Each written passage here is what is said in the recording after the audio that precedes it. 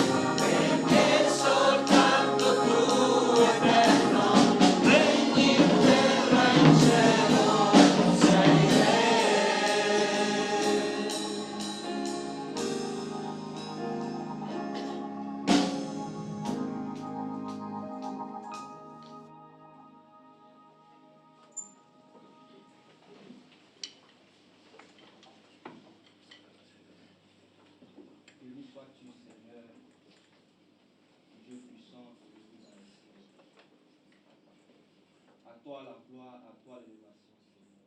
Merci pour ce moment, merci pour ce culte, merci pour ce moment d'adoration, Seigneur. Je vais encore élever ton nom pour tout ce que tu fais, pour chaque membre de notre famille, pour chaque personne ici présente, mes pasteurs, pour tout faire la communauté, Seigneur. Je viens encore te remercier pour tout ce que tu fais, Seigneur. Pour la santé, pour la vie, pour la protection, Seigneur, pour la guérison, Seigneur, que tu accordes à chacun du membre de l'Église, Seigneur. Béni sois-tu encore, ô Dieu Tout-Puissant. À jamais tu seras, à jamais tu restes. Béni sois-tu, Papa, au nom de Jésus. Amen.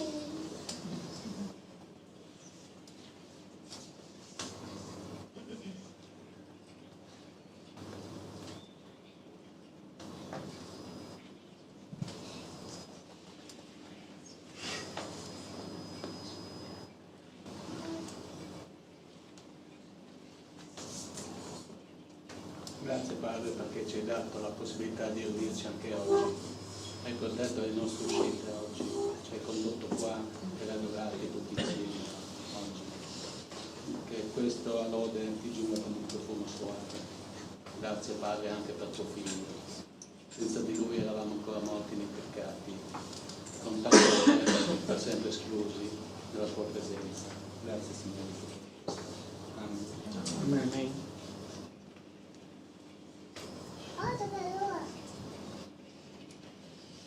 Signore, grazie con tutto il cuore per essere nella tua presenza, grazie per il privilegio di appartenere a te, grazie perché siamo stati lavati, comprati col sangue prezioso di Gesù, grazie per quel sacrificio eccellente, per quell'amore infinito che tu hai per i tuoi figli, così ti vogliamo onorare, ti vogliamo benedire, vogliamo esaltare il tuo nome, Signore, e postarci davanti a te, sei il nostro Dio. Grazie con tutto il cuore per ogni cosa. Amen.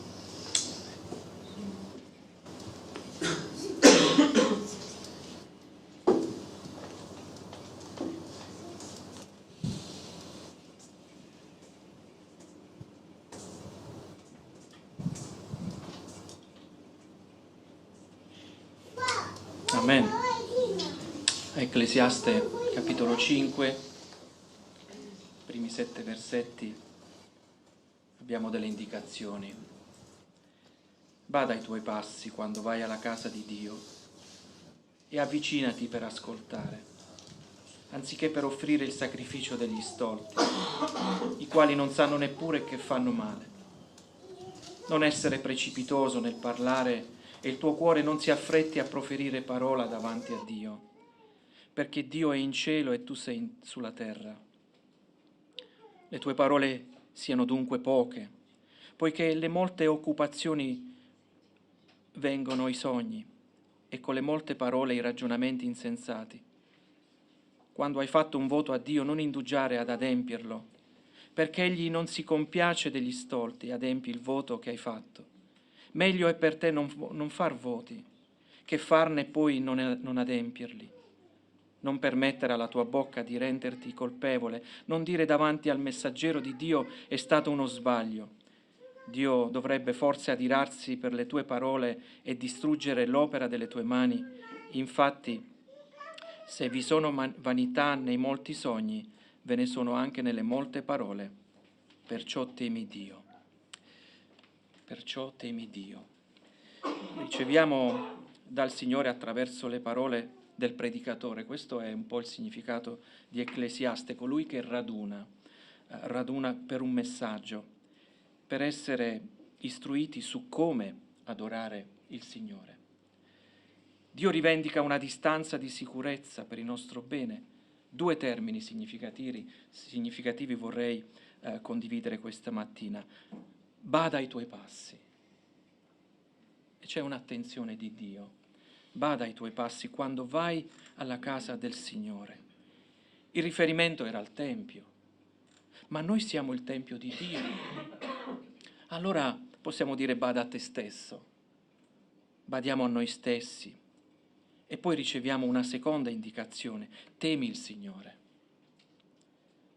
vorrei rievocare 3 verità su Dio, perché spesso siamo concentrati solo su noi stessi e a volte bisogna anche guardare chi è. La prima verità è che Dio ha una casa. È scritto quando vai alla casa di Dio. È un riferimento al Tempio, ma sappiamo anche che Lui abita in cielo e in terra. Infatti è scritto al versetto 2 che Egli è in cielo, ma ha scelto di abitare anche in terra per incontrare l'umanità e per incontrare coloro che sono legati a Lui mediante il patto. La seconda verità è che giudica il modo in cui adoriamo. Sa guardare ove altri non possono vedere, ama la pietà, odia le apparenze e la falsa religione. Avvicinati per ascoltare, offri un sacrificio vero che ti consente di essere al suo servizio e gratificato nel farlo. Pesa le parole, non usarle contro gli altri, ma esprimile davanti a Dio. Impariamo infine a guardare dentro noi stessi, affinché ci sia pace con Dio e con gli altri, affinché portiamo alla sua presenza un'offerta gradevole ai suoi occhi. Terzo e significativo aspetto: a differenza di tutte le altre divinità sorde e mute, egli parla ed egli ascolta. Vediamo la relazione, nonostante sia distante, potente, santo, ma è anche colui che si avvicina alle nostre vite e garantisce una relazione di ascolto, quindi vuol dire che è interessato, è attento. Ieri ricordavamo nel corso l'attenzione del consulente, e lui ne è l'esempio di colui che ascolta veramente e poi però anche ha qualcosa da dire e qualcosa si aspetta qualcosa dalle nostre vite. Quali però parole hai pensato questa mattina di portare nella testimonianza, di portare nella adunanza? Quali parole hai pensato? Quali parole sono sul tuo cuore? Questo è il tempo in cui possiamo condividere, aprirci, esprimere quello che il Signore ha messo sul nostro cuore. La parola a voi.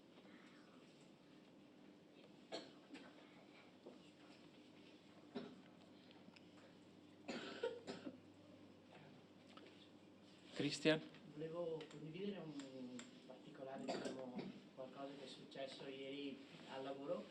Sono andato da un cliente e parlando del più del meno, ovviamente io di proposito, mentre chiacchiero molto spesso dico grazie a Dio, no? Grazie al nostro Signore, eccetera. E a forza di ripeterlo lui mi ha chiesto come mai continui a dire sempre così? Mi ha detto proprio in modo diretto. Però abbiamo iniziato a parlare dicendo che sono evangelica e quant'altro. Morale, e lui ha iniziato a fare tante di quelle domande che invece di stare lì a fare l'appuntamento abbiamo parlato solo di Gesù. E questo è un modo come un altro per dire, è anche divertente perché basta semplicemente buttare il seme, come posso dire. E lui adesso mi ha anche chiamato, mi ha detto se c'è una chiesa dalle sue zone e mi dice dove posso andare. Pazzesco, con una sola... Allora, giusto proprio per dire che meraviglia, basta solo veramente buttare un seme, ma noi non facciamo proprio niente, e poi succedono questi miracoli. Grazie. Allora, continuare sempre a parlare di Dio, no? Possiamo dire che siamo un tempio che cammina, Davvero? Un tempio che ha 2 gambe. E quindi le persone quando si trovano di fronte al tempio hanno qualcosa da dire, da riflettere. Qualche altra considerazione? Avvicinati a Dio. Guardate che non ci fulmina. Parliamo, condividiamo, godiamoci di questo tempo. Avvicinati a Dio. Stavo leggendo ieri Ebrei e ho trovato un passo che abbiamo conosciuto già altre volte, no? È il capitolo 5, versetto 7 e 8. Nei giorni della sua carne, con alte grida e con lacrime, egli offrì preghiere e suppliche a colui che poteva salvarlo dalla morte ed è stato esaudito per la sua pietà. Benché fosse figlio, imparò l'ubbidienza dalle cose che soffrì, è reso perfetto, divenne per tutti quelli che gli ubbidiscono autore di salvezza eterna. allora c'è questo canto anche che ci ha accompagnato, autore di salvezza, no? È uno dei canti che chiama, e l'autore della salvezza è proprio il protagonista della salvezza, è l'unico che può condurci alla salvezza e l'abbiamo già visto, l'abbiamo già scoperto, l'abbiamo già ripetuto più volte, ma è sempre bene ricordarci che questo figlio è stato l'autore della salvezza e ha imparato l'ubbidienza anche lui, e anche questi giorni della sua carne, le grida, le lacrime sulle quali noi qualche volta non ci soffermiamo abbastanza perché un po' riteniamo che sia il suo ruolo, e se siamo preoccupati delle grida, delle lacrime delle persone che soffrono, pensiamo che Gesù Cristo invece ha passato un tempo di grida e di lacrime che era un po' il suo ruolo, ecco, sembra quasi che sia automatico questo, e invece la sofferenza che ha patito è una cosa che dobbiamo ricordarci spesso, perché è una sofferenza umana e il Dio che soffre come un uomo è una cosa sorprendente, non finisce di sorprenderci, non finisce di farci pensare come tutto questo sia stato possibile, ma il progetto di Dio è fatto di queste cose. Grazie.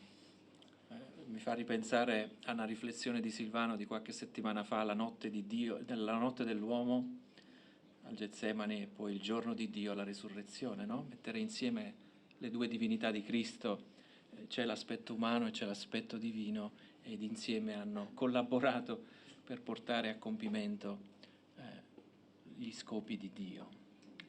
Qualche altra considerazione? Mi viene in mente quando tu hai detto bada ai tuoi passi, mentre mi viene in mente un passo di Paolo a Timoteo che diceva un po' la stessa cosa, solo badare a te stesso in un altro senso, non quando vai nella casa di Dio, è proprio in 1 Timoteo 4, versetto 16, leggo dal 15. Occupati di queste cose e dedicati interamente ad esse, perché il tuo progresso sia manifesto.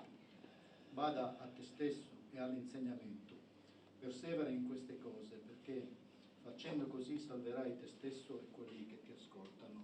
Essere un esempio, pensavo ieri parlavo di 52 paesi dove c'è una persecuzione veramente molto molto forte, e nonostante questo questi credenti sono un esempio nel non rinnegare il Dio, sono un esempio nelle sofferenze, nel lodare Dio, sono un esempio per coloro che sono i persecutori, come lo era Paolo. Quindi essere un esempio, applicati, diceva prima, alla lettura, all'esortazione, all'insegnamento. Quindi quello che ci fa essere un esempio è proprio questo, applicarsi nel leggere, nell'insegnamento della scrittura e nell'applicarlo nella propria vita, perché l'esempio più grande è proprio questo. Quando gli altri vedono in noi, gli apostoli dicevano, si vedeva che erano stati con Gesù, mi chiedo, noi si vede che abbiamo l'insegnamento di Gesù o no, quando non siamo qua dentro? Quindi è importante proprio alimentare la nuova natura, la nuova vita. Grazie. Qualche altra considerazione? Io ti dono il mio cuore, vero? E questo è il prossimo canto. Io ti dono il mio cuore. Spero di...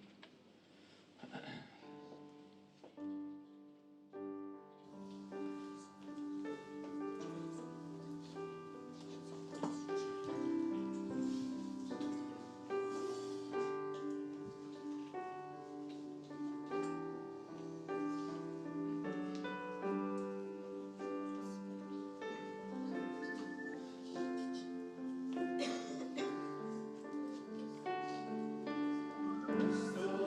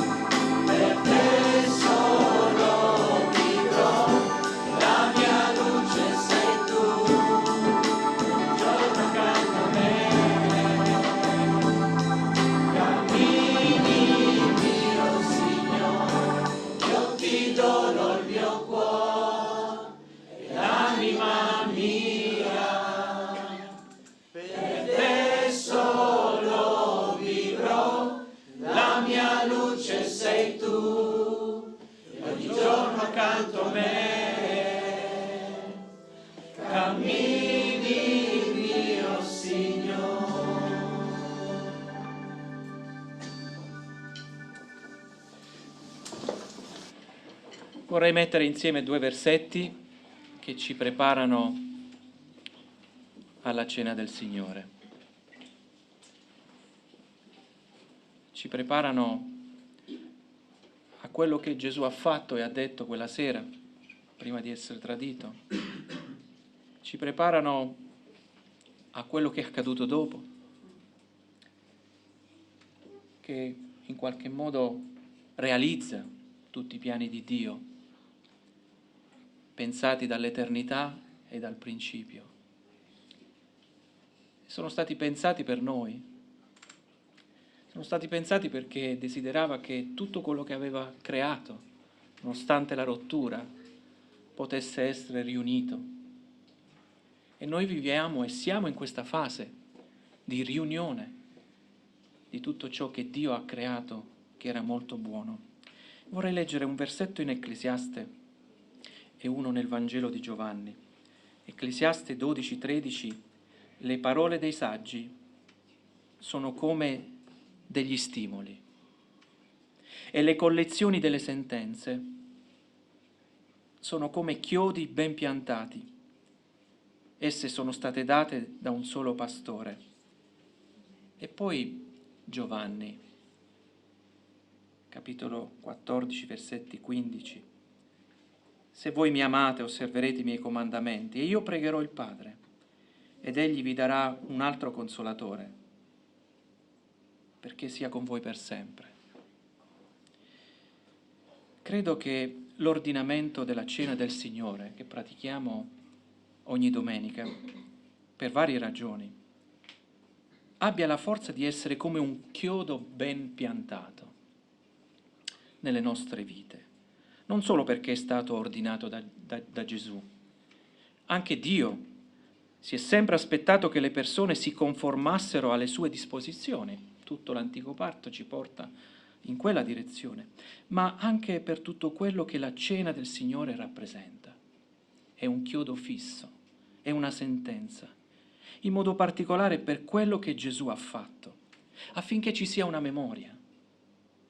Il ricordo di qualcuno sarà sempre per quello che ha fatto, per le idee e per i principi che ha difeso o per i quali si è sacrificato.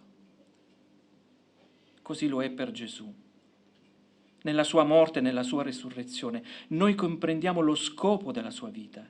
Egli ha vissuto con uno scopo, prendendosi cura di questa umanità e riconciliando a Dio attraverso il suo sacrificio coloro che avrebbero creduto nel suo nome.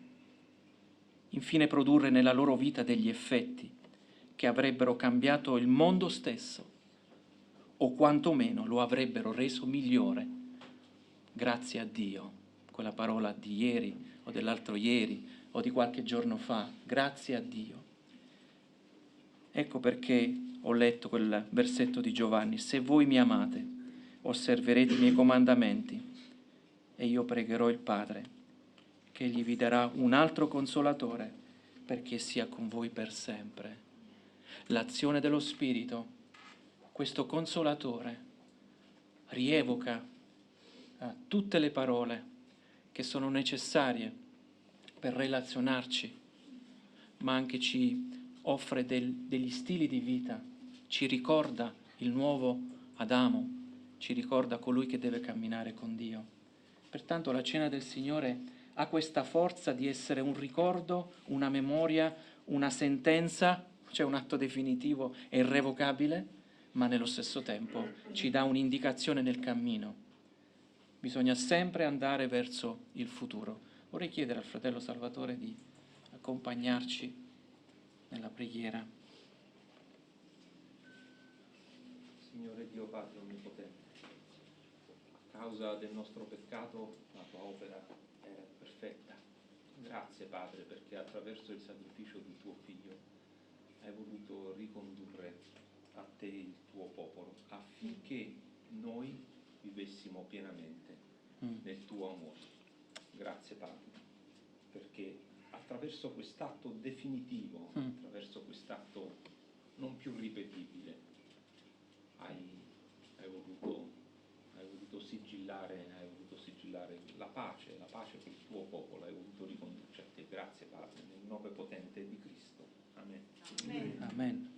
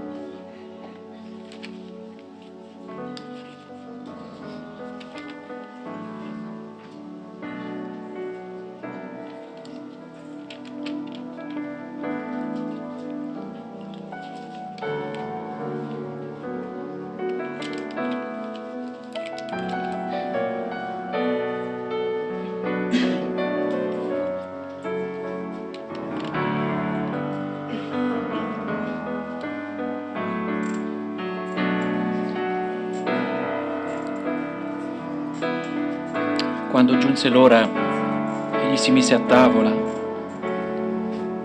e gli apostoli con lui. Egli disse loro: ho vivamente desiderato di mangiare questa Pasqua con voi, prima di soffrire,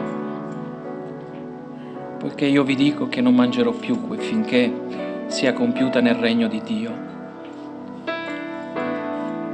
E preso un calice rese grazie e disse: prendete questo e distribuitelo tra voi, perché io vi dico che ormai non berrò più del frutto della vigna finché sia venuto il regno di Dio. Poi prese del pane, rese grazie e lo ruppe e lo diede loro. Lo diede loro dicendo: questo è il mio corpo che è dato per voi. Fate questo in memoria di me. Allo stesso modo, dopo aver cenato, diede loro il calice, dicendo: questo calice è il nuovo patto nel mio sangue, che è versato per voi.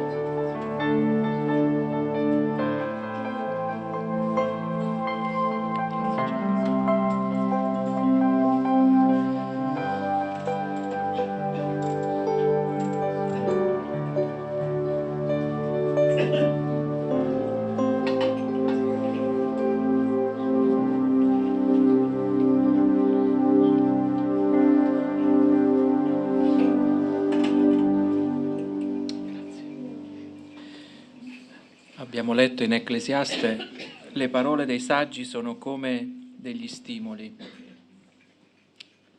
e le collezioni delle sentenze sono come chiodi ben piantati. Esse sono date da un solo pastore. Tutto ciò che ci rende stabili, appagati, è dato da un solo pastore. Non ce ne sono altri. A Dio sia la gloria. È verso di te che guardo.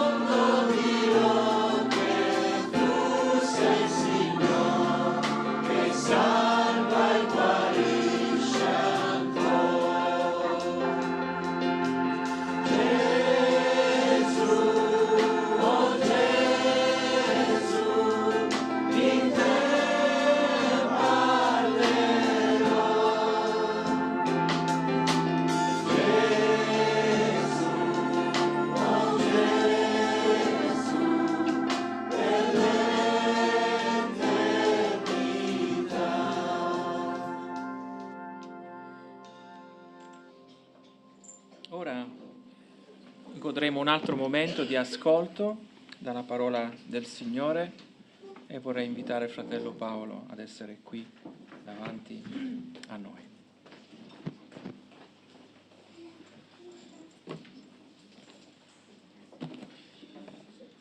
Buongiorno a tutti, spero che vada tutto bene. Ringrazio ovviamente, sono molto felice di essere qua e ringrazio ovviamente gli anziani che mi hanno dato l'opportunità di essere qua e ovviamente ringrazio il Signore che ha permesso tutto questo. Bene, cominceremo un lungo percorso insieme, se Dio vorrà, un percorso di 8 puntate, un percorso che ci porterà a studiare e a riflettere sulla lettera ai Filippesi. Ci sono tanti modi di studiare la lettera di Filippesi, quello che ho cercato di fare è vedere che nella lettera di Filippesi ci sono 7 riflessioni, 7 saggi brevi, 7 saggi brevi di carattere veramente tanto pragmatico, di carattere pratico, ma che celano dietro di loro, dietro di essi, una teoria e una teologia veramente profonda. Questi saggi brevi però, questi 7 saggi brevi, ruotano tutti attorno a un centro di gravità. E faccio una similitudine per spiegarci questo concetto. Immaginate il nostro sistema solare, abbiamo 8 pianeti, una volta c'erano 9, ma Plutone è stato declassato. C'erano 8 pianeti, ci sono 8 pianeti che ruotano intorno al Sole. Il loro moto di rivoluzione non esisterebbe se non ci fosse il Sole. La creazione stessa di questi pianeti non ci sarebbe stata se lì il sole al centro di tutto in questo momento non c'è. È così che mi piacerebbe vedere insieme a voi questo studio della lettera dei Filippesi, ovvero 7 saggi brevi che ruotano intorno a un centro di gravità. Oggi vedremo proprio qual è questo centro di gravità e si trova in Filippesi 2, centro di gravità in cui ruota tutta la lettera.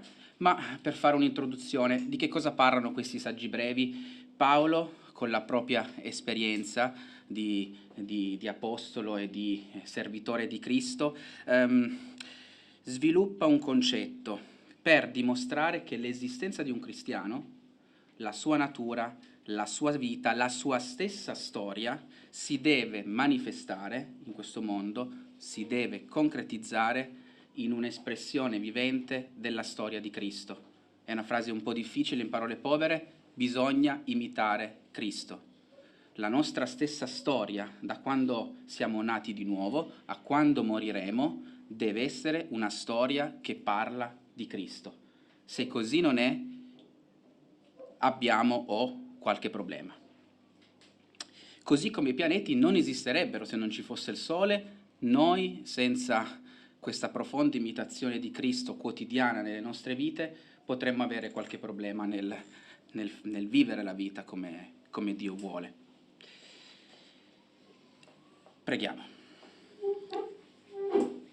Signore Gesù, oggi parleremo di te, oggi parleremo della tua essenza, parleremo della tua esistenza, parleremo di quello che hai fatto, e questo ci servirà da stimolo, ci servirà di punto di riferimento per le nostre vite. Guida questo momento di riflessione e, Signore, ti ringrazio sempre per tutto quello che sei e per tutto quello che hai fatto. Amen. Bene, allora vediamo qual è questo centro di gravità in cui ruota tutta la lettera. E questo centro lo troviamo in Filippesi 2, dal versetto 5 al versetto 11. Abbiate in voi lo stesso sentimento che è stato anche in Cristo Gesù, il quale, pur essendo in forma di Dio, non considerò l'essere uguale a Dio qualcosa a cui aggrapparsi gelosamente, ma svuotò se stesso, prendendo forma di servo, divenendo simile agli uomini. Trovato esteriormente come un uomo, umiliò se stesso, facendosi ubbidiente fino alla morte e alla morte di croce. Perciò Dio lo ha sovranamente innalzato e gli ha dato il nome che è al di sopra di ogni nome, affinché nel nome di Gesù si pieghi ogni ginocchio nei cieli, sulla terra e sottoterra, e ogni lingua confessi che Gesù Cristo è il Signore, alla gloria di Dio Padre. Ci sono ovviamente tanti passi all'interno della nostra Bibbia, ma se forse dobbiamo fare una classifica di quelli da imparare a memoria, penso che questo potrebbe essere uno di questi, perché come qua Paolo, l'Apostolo Paolo, ovviamente ispirato dallo Spirito Santo, da Dio stesso, descrive l'essenza e l'esistenza di Cristo, penso che pochi altri passi nella Bibbia sono fatti così bene. E andiamo a capire perché Paolo al centro di questa lettera mette questo perno, mette questo centro di gravità. Cominciamo dal versetto 5. Abbiate in voi lo stesso sentimento che è stato anche in Cristo Gesù. Come vedremo nelle prossime puntate, Paolo stimola i credenti della lettera di Filippesi a comportarsi in un certo modo, ma questo comportamento pratico, pragmatico, non si può avere senza il versetto 5, che dice: abbiate in voi lo stesso sentimento che è stato anche in Cristo Gesù. Imperativo, abbiate. E dove? Fra di voi? No, in voi. Il sentimento che è stato in Cristo Gesù, se potete mettermi il versetto 5 sulla TV, lo stesso sentimento che è stato in Cristo Gesù, dobbiamo averlo anche in noi, non fra voi, ovvero nei nostri più intimi recessi della nostra mente, nel nostro cuore, nel nostro sentimento più puro. Per apparire e comportarsi come Cristo non possiamo non avere dentro di noi lo stesso sentimento che Cristo ha avuto. E allora andiamo a vedere qual è questo sentimento di cui Paolo ci sta parlando e che conosciamo molto bene. Versetto 6. Prima parte del versetto 6. Il quale, pur essendo in forma di Dio, il quale ovviamente è Gesù Cristo, era in forma di Dio. Ciò significa che non appariva semplicemente come Dio, non assomigliava semplicemente a Dio, ma era forma di Dio. Non me ne vorrà la mia ex professoressa di greco se utilizzo un termine, avevo sempre 3 di greco, quindi non me ne vorrà se in questo momento mi sente. Invito poi Gaetano a correggermi se sto dicendo qualcosa di sbagliato, ma qua Paolo utilizza la parola morfè. Che cos'è questa morfè, questa forma? La morfè, questa forma, racchiude proprio l'essenza stessa di una cosa. La vita intima di quel qualcosa appare grazie alla sua forma. Non è semplicemente una presenza esteriore, un guscio vuoto, ma questa forma si connette intimamente con l'essenza stessa di quella cosa. E quindi Paolo qua, quando sta dicendo Gesù Cristo in forma di Dio, sta annunciando che Gesù Cristo è Dio. E se qualcuno ci viene a dire in questo momento o nelle vostre vite che non è così, io vi invito a fargli leggere questo passo e tutto il resto della Bibbia, ovviamente. Andiamo avanti. Seconda parte del versetto 6. Non considerò l'essere uguale a Dio qualcosa a cui aggrapparsi gelosamente, perché poi Paolo, come vedremo in tutti i versetti, dà una sentenza ma la spiega subito. Pur essendo in forma di Dio ce lo spiega subito. L'essere uguale a Dio, lo dice lì. Ma questo essere uguale a Dio, cos'è che fece Gesù? Non si aggrappò a questa sua uguaglianza. E possiamo avere 2 tipi di uguaglianze. Una uguaglianza personale, ovvero Dio è uguale a Cristo nella sua essenza, e questo Gesù Cristo ce l'ha avuto, ce lo ha e ce lo avrà per sempre. Nessuno potrà togliere mai la natura stessa di Dio a Gesù Cristo. Ma che cos'è? Quale uguaglianza non si è aggrappato? Perché poi vedremo dopo è sceso sulla terra. Quindi a cosa non si è aggrappato? Proprio a quella uguaglianza di posizione. Cioè Gesù Cristo era lì, in alto, insieme a Dio, uguale a Dio, ma non ritenne questa sua posizione un qualcosa a cui aggrapparsi gelosamente, anche se era legittimato a farlo, ma, come vedremo dopo, svuotò se stesso. E questo è già il tema principale e la conclusione del mio discorso, ovvero il tema della abnegazione. Parola difficile, ma che cos'è questa abnegazione? È questo atto cosciente e volontario che qualcuno ha di rinunciare alla propria posizione in favore di qualcos'altro. Cristo ha rinunciato alla sua posizione per cosa? Per salvare l'umanità. Noi quindi, e Paolo che vuole puntare a questo per spiegare poi tutte le altre cose che dirà ai Filippesi, noi dobbiamo rinunciare alla nostra posizione, a quello che ci aggrappiamo gelosamente nella nostra vita quotidiana, per amare il prossimo e per il servizio della Chiesa. Solo con questo di amore puro, altruista verso l'altro, noi possiamo, come vedremo dopo, essere innalzati da Cristo. E allora andiamo a vedere visto che Paolo ci esorta ad avere questo sentimento che ha avuto Cristo, vediamo che sentimento ha avuto Cristo. Versetto 7. Svuotò se stesso. Bisogna stare molto attenti a leggere questo versetto, perché Paolo non vuole svuotare Cristo dei suoi attributi divini. Gesù Cristo, quando è sceso sulla terra, non ha perso la sua natura di Dio, non ha perso la sua onniscienza, non ha perso la sua onnipotenza, e ogni tentativo di spiegare questo versetto dicendo che Gesù non era Dio sulla terra, e anche questo è sbagliato.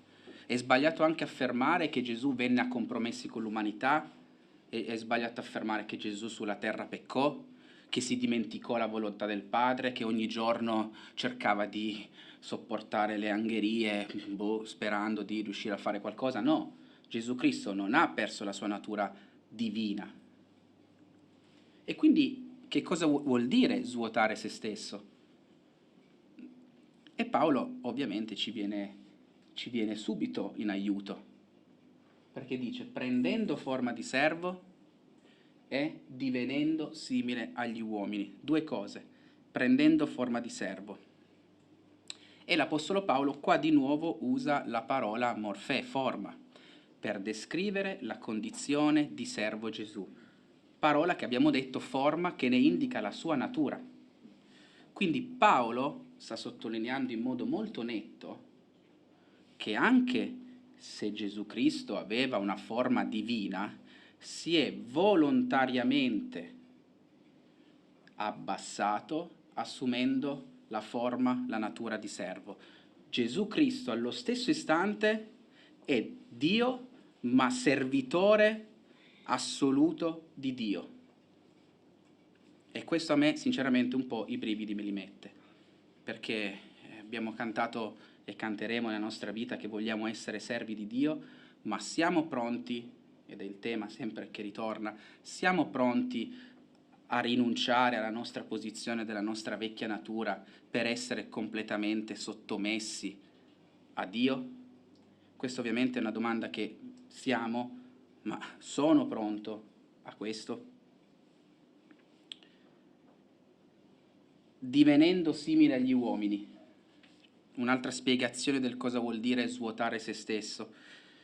Cristo prende su di sé qualcosa che prima non gli apparteneva, perché Paolo ce l'ha spiegato all'inizio, no? Diceva, pur essendo in forma di Dio, immaginiamoci un Gesù Cristo all'inizio della creazione che era lì insieme a Dio in una natura divina, non gli apparteneva la natura umana.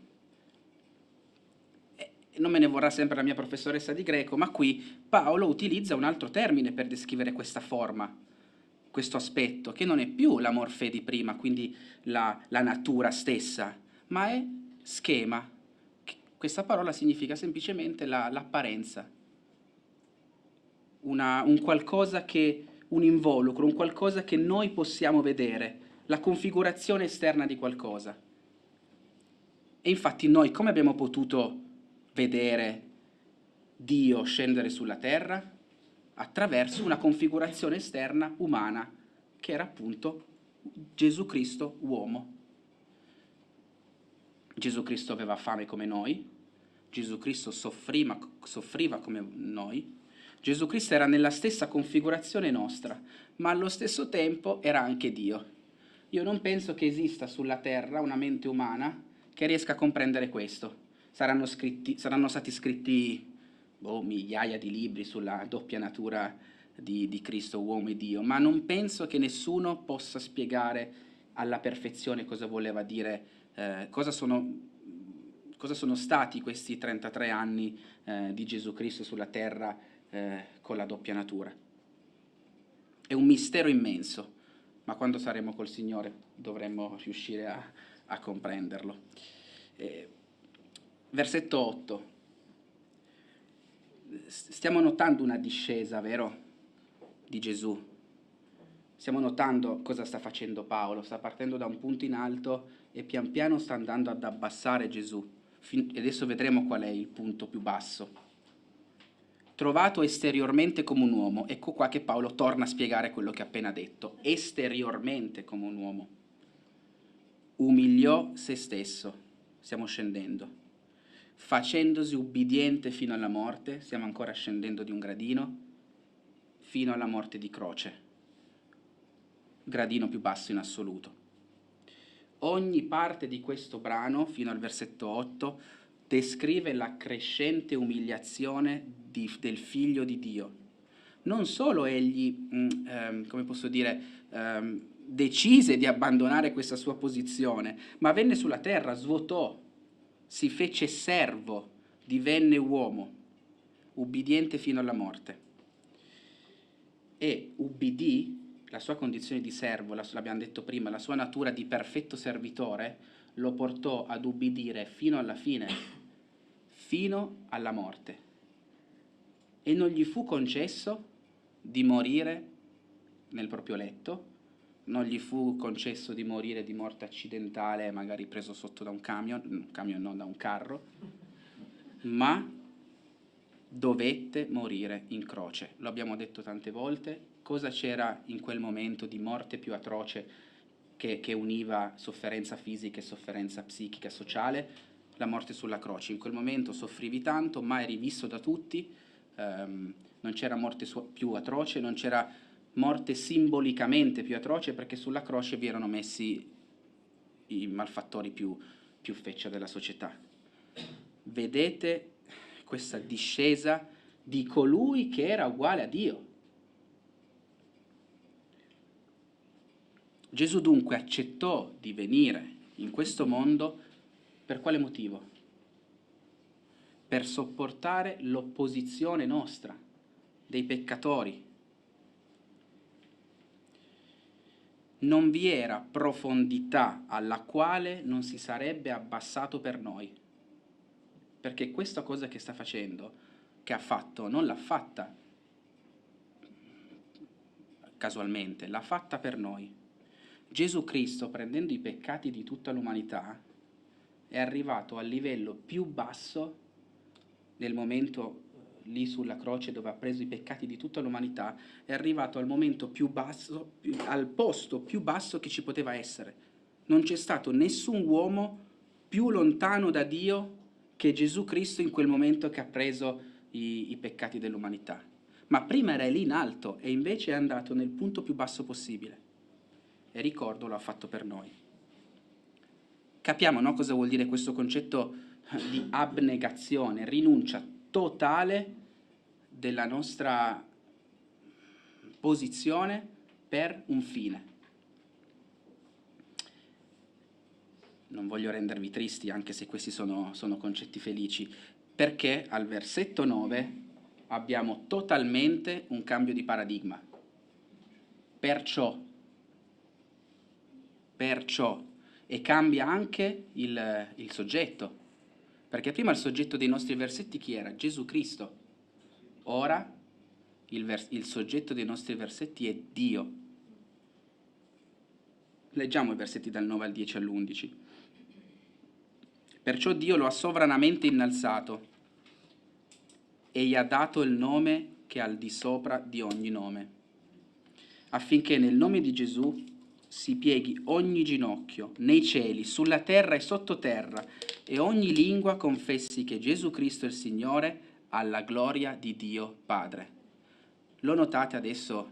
Paolo ha preso Gesù dall'alto, lo ha fatto arrivare, Paolo, lo Spirito Santo, Dio, lo ha fatto arrivare nel punto più basso in assoluto, e dal versetto 9 abbiamo totalmente la retta che va verso la parte opposta. E leggiamo bene. Il Salvatore Gesù, cosa abbiamo detto prima? Si è umiliato. Non c'è stato nessuno che si è umiliato come Gesù, ma Dio lo ha sovranamente innalzato. Nel testo originale questo sovranamente si può anche tradurre in modo superlativo. E qua non me ne voglia l'insegnante di italiano, ma superlativo vuol dire nel modo più grande, in modo perfetto, in modo, diciamo, estremo. Quindi se prima Gesù era nel posto più basso, ora è nel posto più alto. Non c'è nessuno in questo momento che è più alto di Gesù Cristo. Sopra di lui non c'è nessuno. Abbiamo anche visto che il Signore Gesù non ha cercato di farsi un nome. Il servo perfetto nell'impero romano non aveva nome, o meno ce l'aveva, ma era trattato come un senza nome. Ma Dio cos'è che fa? Gli ha dato il nome che è al di sopra di ogni altro nome. Qual è questo nome? Gesù Cristo. Quando abbiamo dei dubbi su cosa manda avanti il mondo, su cosa manda avanti le nostre vite, ci dobbiamo ricordare queste due parole: Gesù Cristo. Continuiamo, perché il Signore Gesù si è inginocchiato sulla terra. Lo ha fatto in modo pratico, per esempio lavando i piedi, ma lo ha fatto nel modo più assoluto, inginocchiandosi di fronte al Padre, a Dio, per salvare l'umanità. Ma Dio ha decretato che si pieghi ogni ginocchio davanti a Lui. Lo vedete come?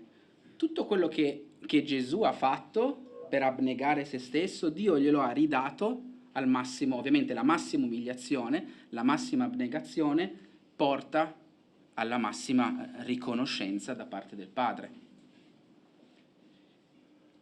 Versetto 10 e 11, ogni ginocchio nei cieli, io non sono tanto esperto, non so cosa ci sia nei cieli in questo momento, sulla terra, sottoterra, qualsiasi essere mai creato da Dio deve inginocchiarsi di fronte a Gesù Cristo e ogni lingua confessa che Gesù Cristo è il Signore, è Dio Padre, è Dio, alla gloria di Dio Padre.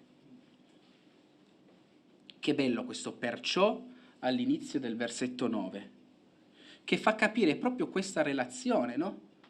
Causa-effetto, l'umiliazione è la causa, ma l'esaltazione è l'effetto. L'umiliazione è quello che noi facciamo, l'atto, ma l'esaltazione è il premio. E potremmo parlare potremmo, su questi 6 versetti, ripeto, ci sarebbero ore di discussione, perché poi tutta la Bibbia parla di questo. Sono stati scritti centinaia di libri, ma perché Paolo mette nella lettera di Filippesi questo? Perché, come vedremo dalle prossime puntate, Paolo dà dei consigli pratici, pragmatici, ma questi, con tutto quello che dice di fare, come ho già detto, non si possono fare se noi non capiamo questo cardine, punto cardine che ha fatto Gesù e lo tramandiamo nelle nostre vite. Ma non è solo teoria, non è solo teologia quello che abbiamo letto adesso, è la verità. L'Apostolo Paolo non voleva fare un passo di teologia con la speranza che nei secoli a venire, dopo molti teologi avrebbero studiato questo passo cercando di riflettere sulla natura di Dio. No, perché questo passo era stato scritto per una chiesa, la chiesa di Filippi, ed era stato scritto per insegnare a loro come comportarsi sulla vita terrena. E quali sono gli insegnamenti pratici, che adesso li possiamo solo imparare in teoria, ma quali sono gli insegnamenti pratici che vedremo poi anche nelle prossime volte? Questo passo ci insegna che la strada che va verso l'alto, da dove parte? Dall'alto verso il basso, e poi dal basso va verso l'alto. Ma chi è che innalza noi che siamo arrivati al punto più basso? Saremo noi a innalzare noi stessi? No, questo passo ci insegna che è Dio che ci innalzerà. Non dobbiamo noi innalzare noi stessi partendo dalla nostra posizione che ci siamo conquistati sulla terra. Ok, c'ho un bel lavoro, ho una bella moglie, ho dei bei doni materiali, so parlare bene, so fare tante cose, adesso uso questo per servire all'interno della Chiesa. Appena poi qualcuno mi distrugge un po' questo castello che mi sono creato, ecco che subito io non voglio rinunciare alla mia posizione, non voglio rinunciare a quello che io con le mie forze mi sono creato, e scoppiano i pasticci. Questo perché noi non abbiamo in noi lo stesso sentimento che ha avuto Gesù. Scusate se vi ripeto sempre le stesse cose, ma se Gesù si fosse aggrappato a quella posizione, che ripeto era cosa legittima, noi saremmo finiti all'inferno.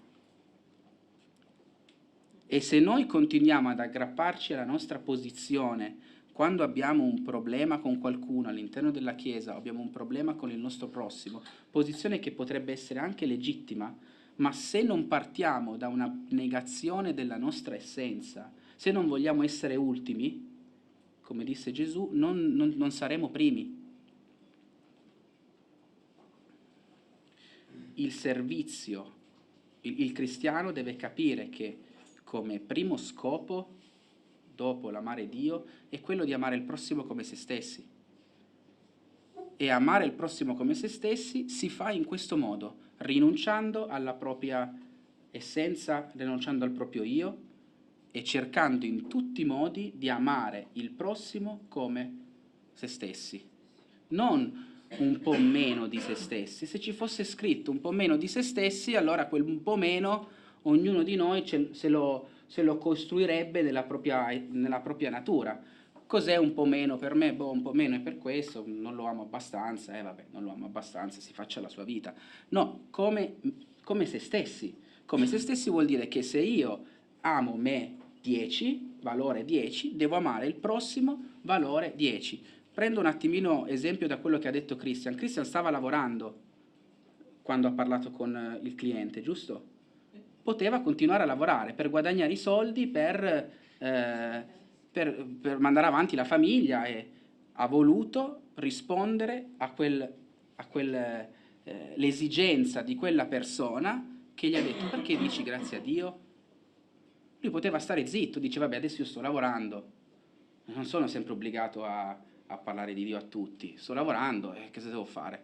No, ha provato, Dio gli ha dato le forze, ha abnegato un po' la sua posizione di lavoratore in quel momento per parlare di Gesù. Ma questo non avviene solo nell'evangelizzazione, anzi forse avviene in modo molto facile nell'evangelizzazione, perché poi noi vedendo il frutto siamo contenti e quindi ci piace farlo, ma questa abnegazione, questa rinuncia della nostra posizione deve venire fuori nelle cose che non ci piacciono, e se no non è un'abnegazione. Non possiamo rinunciare a noi stessi facendo una cosa che ci piace, quella non è rinunciare a noi stessi. Non penso che al Signore Gesù gli piaceva molto camminare per strada. Ricordate che il Signore Gesù, come avevamo detto, era onnisciente, quindi sentiva anche i pensieri delle persone. Adesso non so come, vi sto dicendo un qualcosa di molto difficile da spiegare.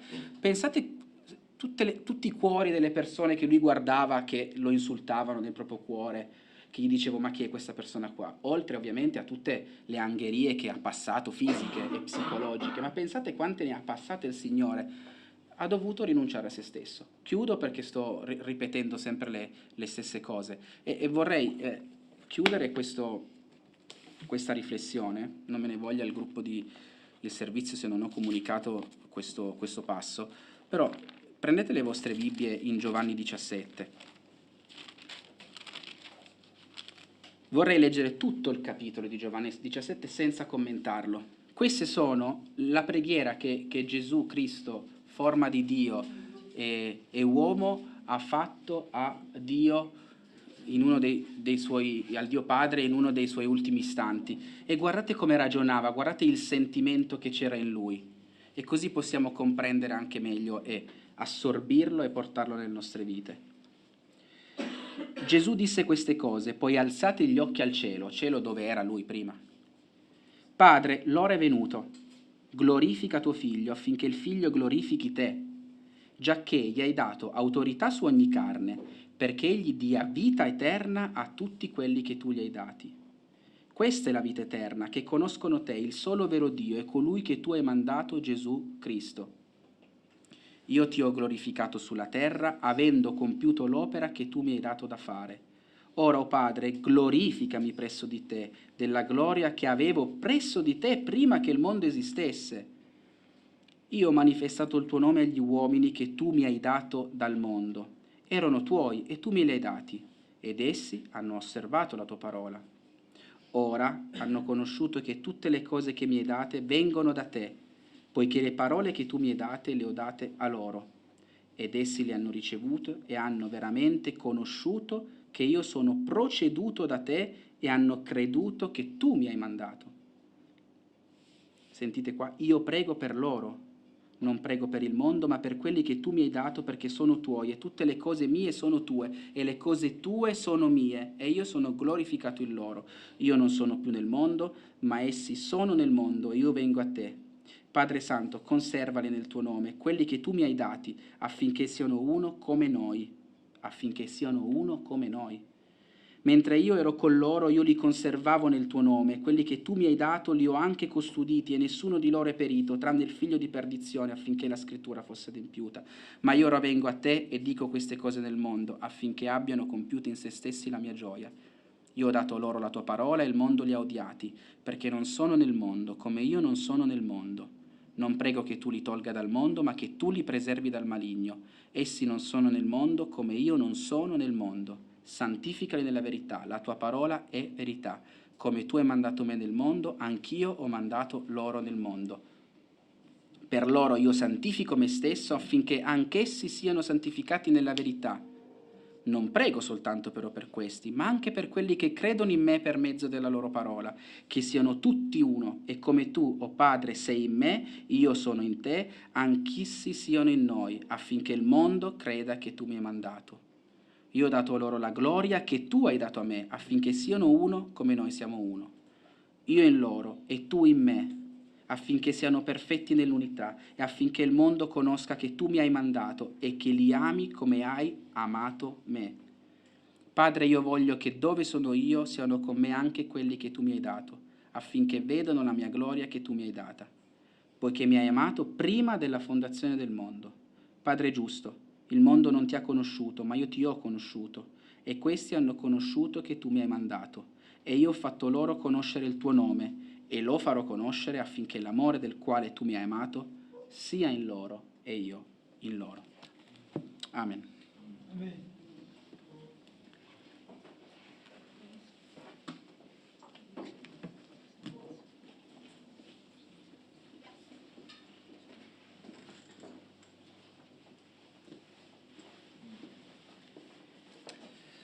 Riflettevo a due parole mentre ascoltavo la riflessione del fratello Paolo. Pensavo a questo piegare le ginocchia, no? E poi la seconda parola, confessare. Piegare le ginocchia significa accogliere e prendere coscienza che abbiamo un bisogno, in qualche modo un bisogno di entrare in una relazione con Dio. E Gesù ha fatto in modo che questo avvenisse nella storia e avviene ogni giorno, che in qualche modo c'è sempre un'opportunità per prendere coscienza che abbiamo bisogno di qualcosa, quindi si pieghi le ginocchia e poi confessare, riconoscere e porre Dio nel nostro cammino. E in questo cammino non deve mancare l'erba fresca e non mancherà l'erba fresca, perché il pastore sa dove portare le proprie pecore. Io che vengo dalla cultura, dalla tradizione un po',